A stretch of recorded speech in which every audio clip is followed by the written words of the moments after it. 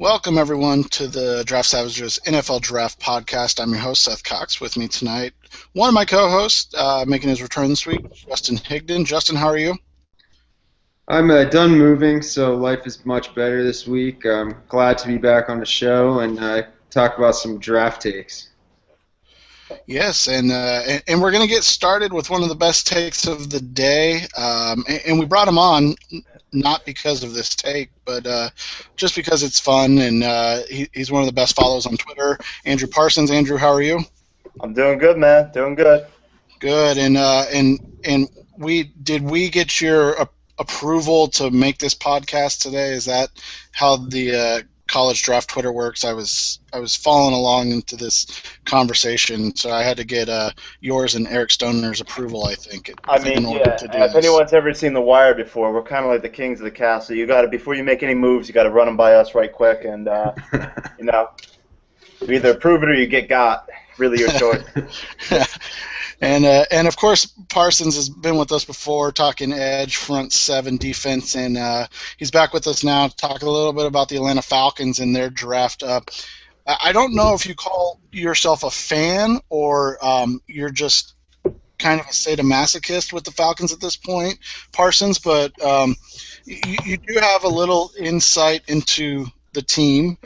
New coach Dan Quinn, the worst kept secret in the NFL. Even though he wasn't allowed to be hired until after the Super Bowl, it was a done deal beforehand. And first off, how does that shake up? The change up top. How does that shake up what the Falcons are going to be doing on draft day? First of all, I think you're talking about a completely different approach in terms of what they're looking to do, in terms of just having a plan and some coordination. The last few years, Mike Smith went from a vanilla defense to trying to make some kind of hybrid machine with Mike Nolan. I saw a lot of defenders out of place, no pass rush, predictable blitzes, even though they looked exotic. It was really just a mess. I think Quinn just kind of simplifies everything, makes it pretty clear what type of player they're looking for, and yeah, it's a much simpler, sophisticated approach. When you look at the Falcons and you start with the needs, that quote unquote needs at 8, where does this draft fit for them? Because it feels like their needs at edge and offensive line can be addressed at 8 fairly easily right off the bat.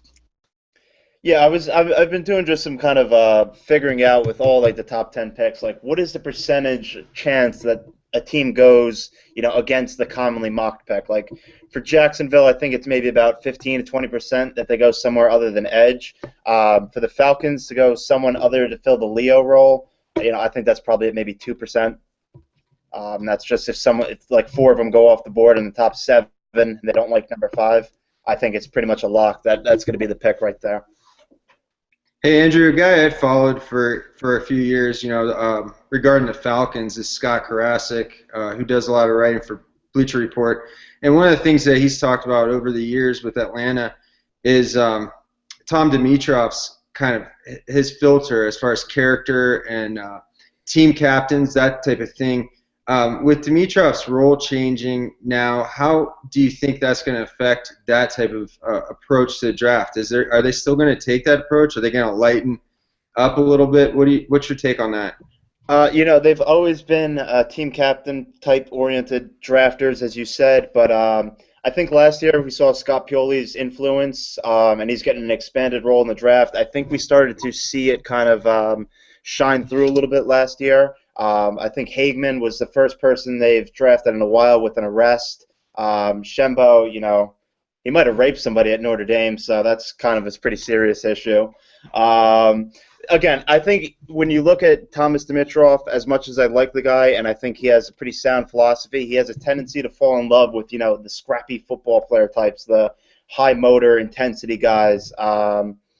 I think with Pioli last year, with the selections of somebody like Hagman, Shembo, he's a fifth-round pick. He's not a specimen, but he had impressive jump numbers.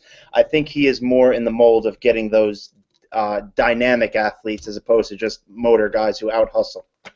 So with that being said, it sounds like a guy that we've talked about being connected with Atlanta is Shane Ray. That almost sounds like he'd be more of a Dimitrov guy than the current guys, the Pioli and Quinn.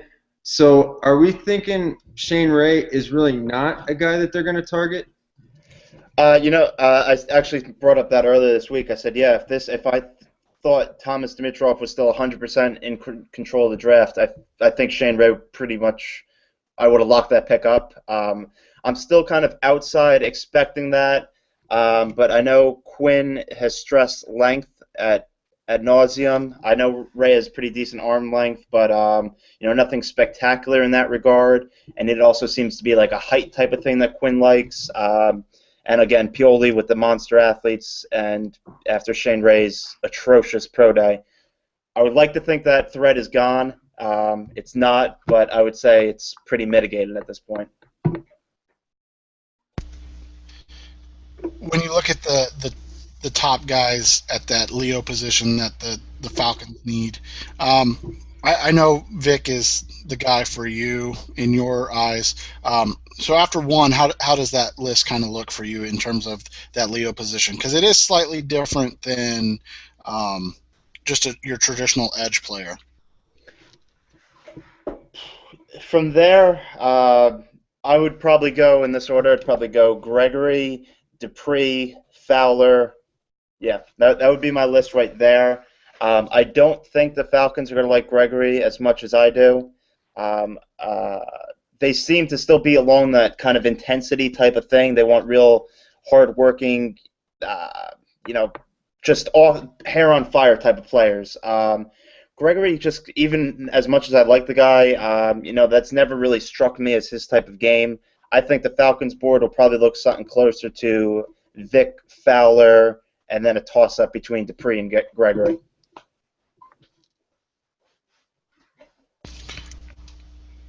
When you look at the abundance of edge players, and I know it's again it's a little different, that Leo position, but when you look at that abundance, is there any way that they take like a Scherf at 8 if he's there, and then go edge in round 2, hoping somebody like a Dupree or even an Eli Harold fall down there?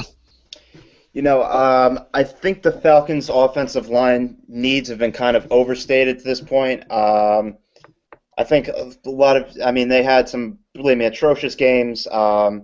Matt Ryan certainly has issues that makes them look worse than they are at a lot of times. I think towards the end, right tackle was kind of a revolving door all year.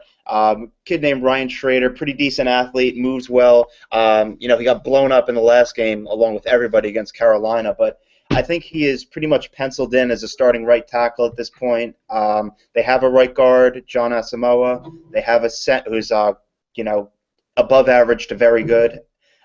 Joe Hawley, very athletic guy, fits Shanahan's zone blocking scheme at center. Left guard is the hole. They cut Justin Blaylock last year, this past offseason. He is a good player, just not a fit. So that seems to be the one hole. Obviously, Jake Matthews penciled in at left tackle. That seems to be the one hole. They did not cut Sam Baker, a tremendously overplayed player who blew up his leg in the preseason last year, but you figure he would have been gone with those round of cuts. I think, he's always been kind of an undersized type of zone fit. I think he might get the crack there. So it's tough for me to see them investing 8. Maybe if they're in the mid-20s, I would say something, but I don't think they would do it at 8.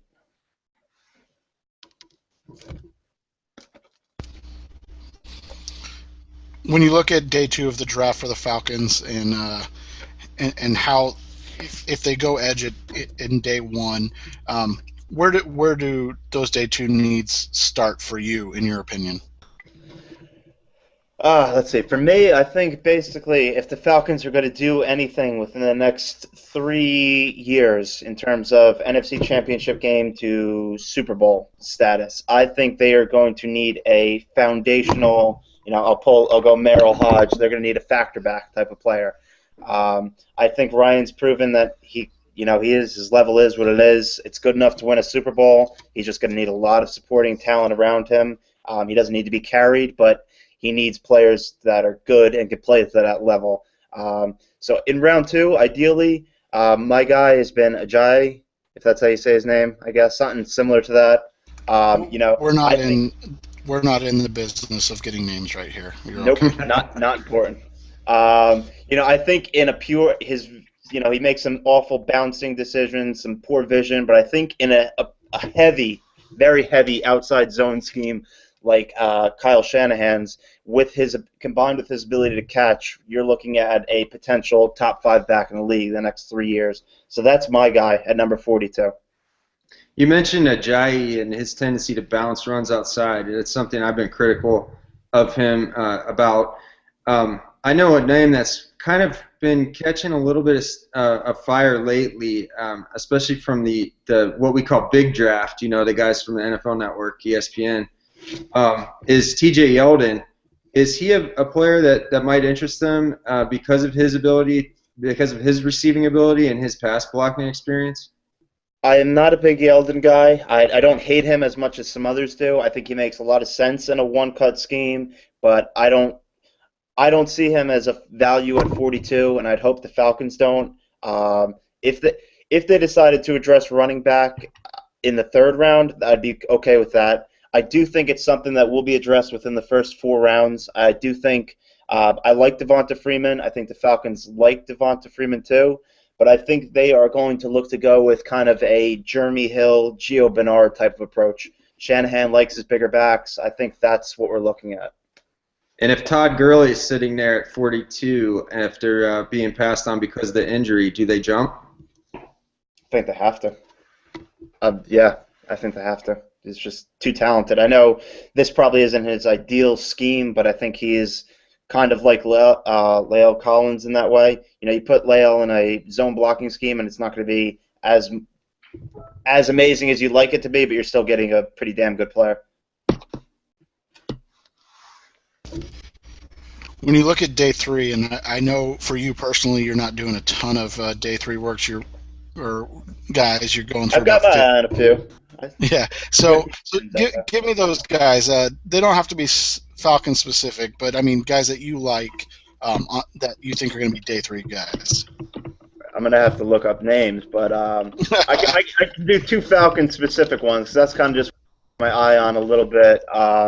Haven't really touched on it yet, but free safety is a major need. I know this is a very weak safety class. I watched a little bit of Anthony Harris from Virginia because he did a full workout interview, whole big thing with Dimitroff and Pioli. I think he's pretty solid. That's a fit. I wouldn't be surprised if they jumped on him a few rounds too early, though. He looked like kind of like a 3-4, 3rd or 4th, yeah, somewhere in there to me on just, a glance. But I wouldn't be surprised if the Falcons jumped on him early 3, traded up to the end of round 2. That small Arizona State safety, what's his name? Demarius Randall. Yeah, he's been catching a lot of buzz. He's another fit for that position. Because obviously, just touching on why it's so important, I think we all know just briefly that Earl Thomas is what the real key cog to Seattle's cover 3 scheme. Dwight Lowery had a really good year for the Falcons last year, but he's not a guy with any kind of range at all, and the Falcons have shown no interest in bringing him back. So I think it's pretty clear they're going to look for a rangy safety. Desmond Southward, who they drafted in the 3rd round last year, sounds like he's moving to corner. So I'd look for a free safety. Those are a couple potential day free names. Someone else I like, just going back to the running back thing, Malcolm Brown from Texas. Big guy. In particular, the Falcons have always been a 3-cone oriented team. They've always put a lot of weight into that. He ran like a 6.85 or something like that for a 6'1", 225 back. So that seems to fit the liking of Shanahan and Dimitroff and Pioli. He had a little bit of a down year this year, was better the year before. Obviously ultra talented, was a top recruit. So he's someone I really like, especially for the Falcons. He ran well today. Well, I did see that. Yeah, I think it was 4.45 or something like that today. Yeah, he supposedly ran really well today, and like you said, he's a big guy. So yeah, that's a good.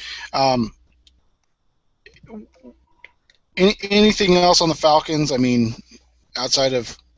However, are they going to replace Harry Douglas? I think that's the question everyone wants to know. Jesus. Actually, it looks like they're going to go with a lot of tight end work this year. I don't know. The team is a clusterfuck on a lot of levels. I mean, they could have went about what they were doing a lot better. I'm not entirely sure what they're doing. It's whatever though. Well, if you can get 3 or 4 games out of Tony Moeaki, then you've only got 12 other games to cover. You know what? I'm looking forward to that first play action pass. Shanahan dials up. Seam down the middle, tears his hamstring, out for the season. Toy Lolo's back to getting major snaps, and the Falcons season just crashes and burns. As long as he's not playing right tackle, right? Jesus Christ, don't remind me of that. Anything else on the Falcons from you tonight, Andy? Anything you want to rant about? Sign Mike Vick. He's still out there. He's waiting. I think he can win the job back. No, but seriously, he wouldn't be a bad option as a number 2. So maybe the fans will start showing up to the games, and you won't have to pump noise into the stadium if Michael Vick's back on the squad. Just saying. we know Justice would take Mike Vick's career over Eli Manning. So smartest thing he's ever tweeted. All right, if you want to hang out and talk about the Bucs and how much they suck, you're more than welcome to. If not, you can hop off. I know you said you had some stuff to do tonight. So yeah, I'll bypass. They're gonna get Jameis. He'll be better than Matt Ryan in 2 years. That's all I got to say. Peace out, guys. Thanks for having me. Thanks, Andy. All right, so that was Andrew Parsons. You can follow him on the Twitter. And you college kids can learn some stuff. I got to make sure I get the numbers right on this. At AP575. He will tell you what music to listen to, how to do your workouts, and what shoes to wear. I think, if I'm not missing anything. So and how to do your hair. That's right. College Kid Draft Twitter. Make sure you're following Andrew. And obviously everyone else. Excellent guest. Thanks for coming on tonight, Andrew. Yep. So going off what he said real quick, it seems like he said, unless something happens with like the top 4 edge guys, the Falcons are going to have to look at the edge at 8. Do you disagree with that? Is there any way else you see that going? No, I think it's almost a foregone conclusion. It's just like who's going to be available at that point. And from what he was saying, about wanting a kind of a taller guy, maybe easing up on some of these filters that Dimitroff had in place. Maybe a Bud Dupree. I know he doesn't have the ideal arm length, but he is a 6'4" guy at 270 pounds and with just incredible workout numbers. So he's a guy at 8 that I still see being there, and I'm not sure Vic Beasley or maybe Beasley and Gregory are both gone at that point. Maybe at least one of them, I assume, is going to be gone at that point. So, but I think that's something we've talked about on the show many times, is that Atlanta seems ticketed to take an edge player, and the more I think about it, and with what he was saying, what Andrew was saying, it doesn't sound like Shane Ray. I think Falcons fans that were nervous about Shane Ray can maybe take a deep breath and maybe ease up a little bit. I mean, I'm going through on AtlantaFalcons.com right now, and Beasley, Ray. There's a Dupree in there, Randy Gregory, but yeah, there's not a single. Yeah, it's 5 big Vic Beasleys, 3 Shane Rays, 2 Randy Gregorys, and 1 Bud Dupree.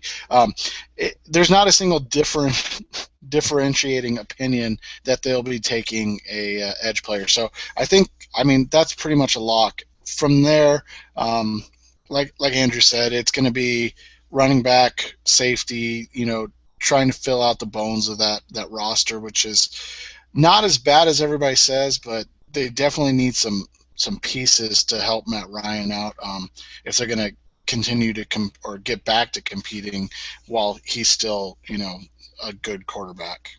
Yeah, and they did make a couple of depth signings on that defense. They get Adrian Claiborne and Brooks Reed. I don't know what you can really expect from those 2 guys, but I think Claiborne at least has some talent, and Reed's probably, just like I said, a depth guy. I know they re-signed Croy Bierman. I don't know why. Yeah, we should ask Andy about that. It's good for Croy Bierman because, as you know, my wife watches the show with Croy Bierman's wife, one of the Real Housewives of Atlanta. I'm sure they need that money, so that's good for them. Probably not so good for the Falcons fans. All right, moving on to the Bucs and the number one pick in the draft, and it basically seems like a lock at this point that it's Jameis Winston. So if it's not Jameis at 1, is there anybody else that makes sense? I mean, is it Jameis or Mariota, and then nothing else makes sense? No, nothing else makes sense because it's either those they take a quarterback there or they trade out of that pick. I think that's the only other thing that would make any sense. And it's almost like get to the point where there's fewer and fewer people that will say that Marcus Mariota is the superior quarterback prospect. I think as time heals all wounds, people are not as worried or concerned about Jameis Winston from an off-the-field perspective, and they're just looking at quarterback play.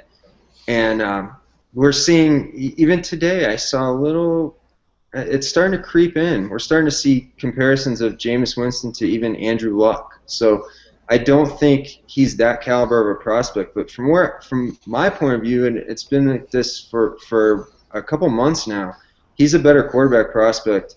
And as long as they're comfortable with what who he is off the field and his leadership, then I think he's the pick. I don't see any other position that they would take other than quarterback. If they do take quarterback, how does that shape the rest of their draft and their needs? Well, I mean, they've already started to kind of surround the quarterback with players. You know, they got Mike Evans last year. They took Austin Seferian-Jenkins as well. You know, they had a lot of problems at the running back position last year, so they may look to upgrade that at some point.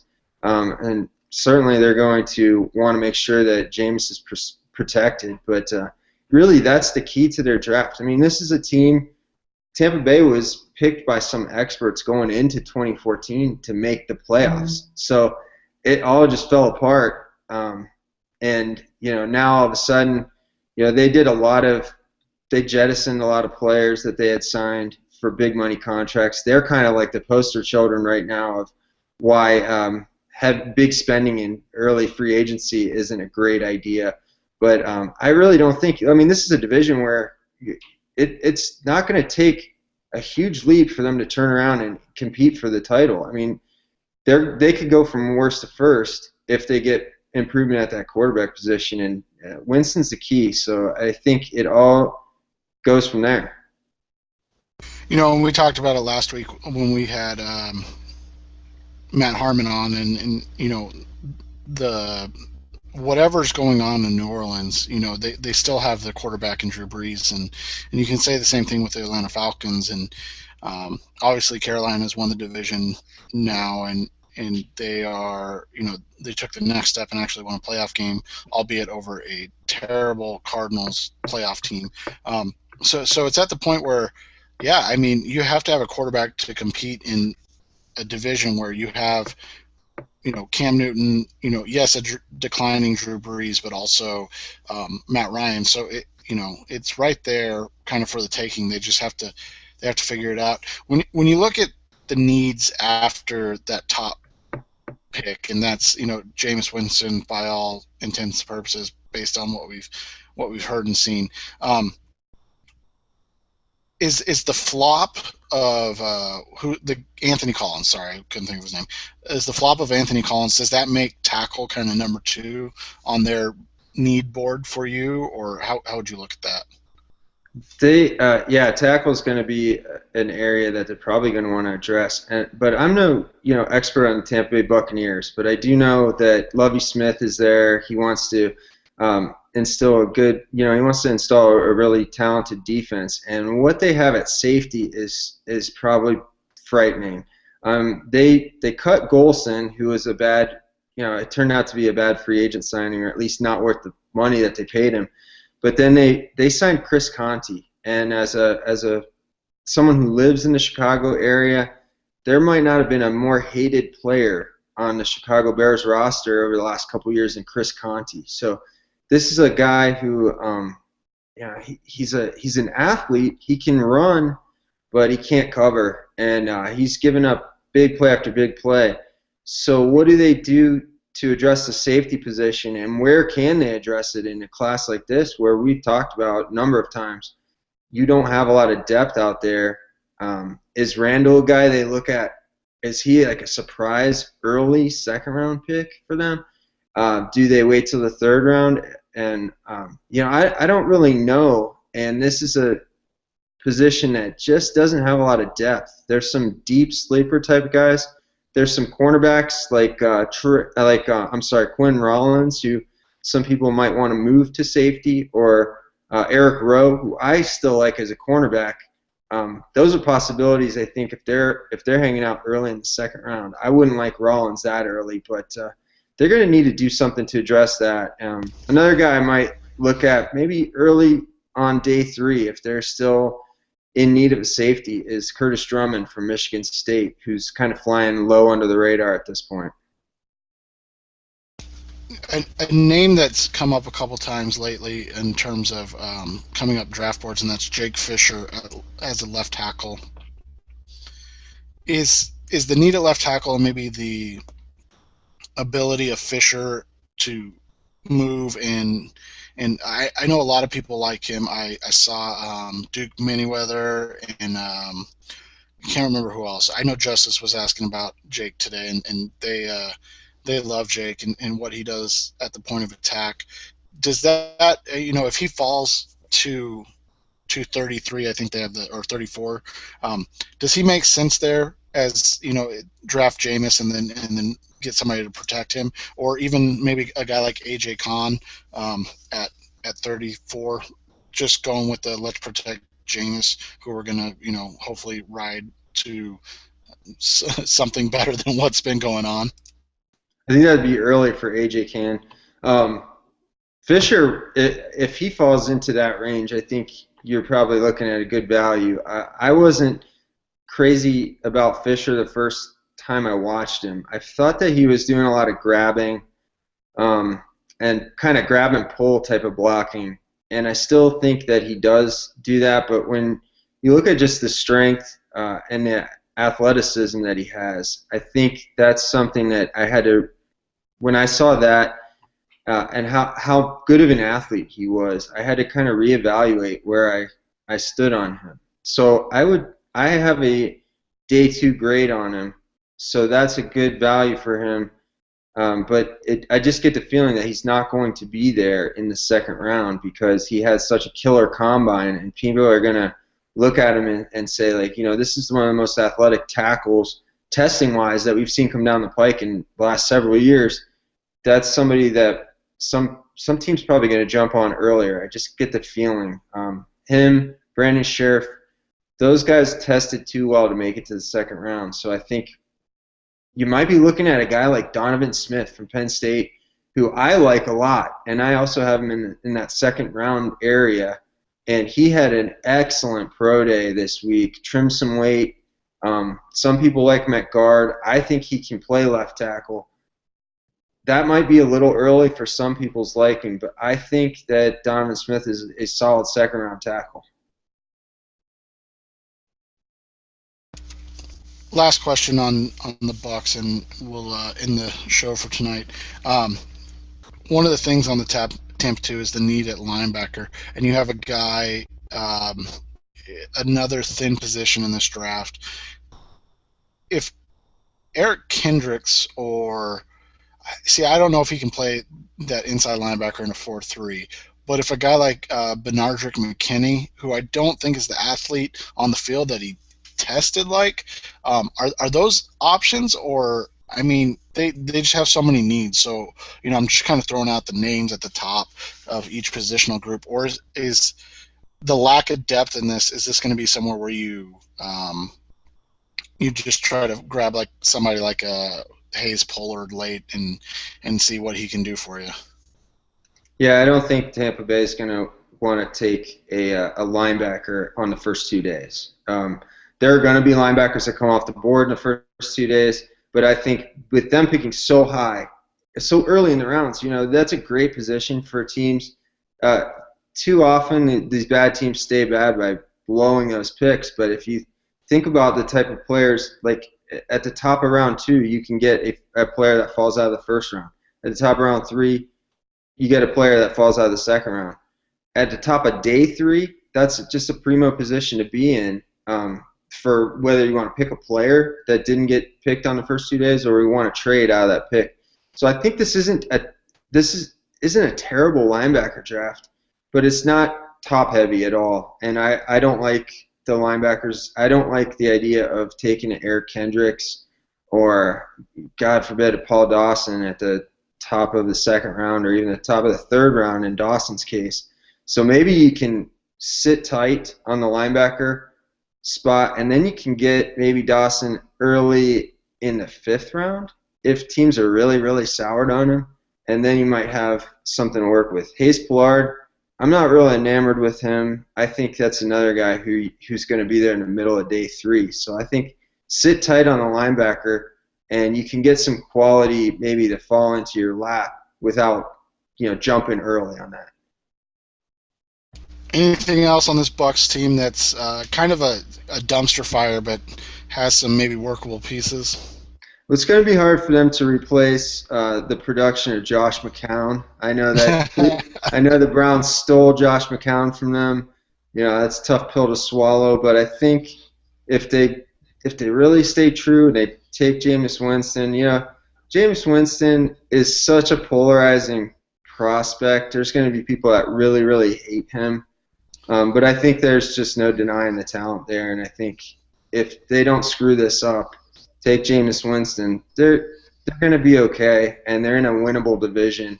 If not this year, then within a couple of years they should be competing. Now, if they can get to the playoffs and what they do from there, Chicago people will tell you that Lovie Smith will choke, but at least they have a chance to get there.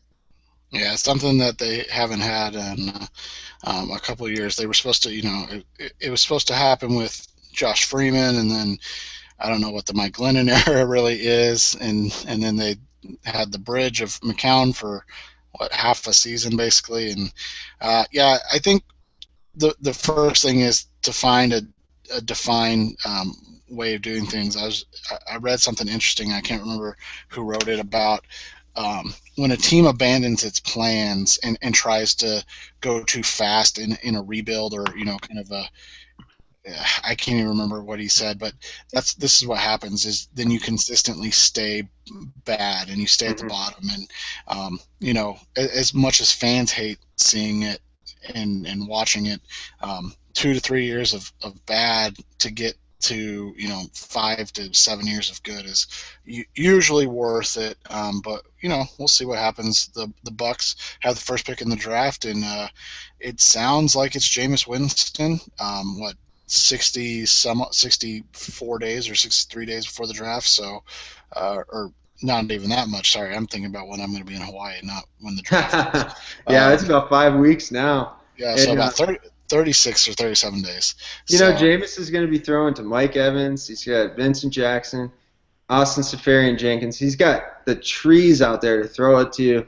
He's just got to put it on their hands. I think they're in good shape if they can fix some of these other areas that we talked about. All right. Well, and again, thanks for listening, everybody. We appreciate it. Subscribe on iTunes and Stitcher Radio.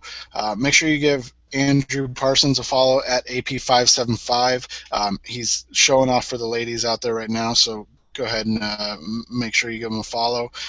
As always, follow our other co-host, Justice Mosqueda, at JUMOSQ, and then of course my friend here, Justin Higdon, at AFC2NFC, and we'll be back maybe later this week. I'm going to try to get something together and we can talk another division and get another division gone as we are closing in on the NFL draft. And I appreciate your time, Justin, as always, and we'll do this again soon.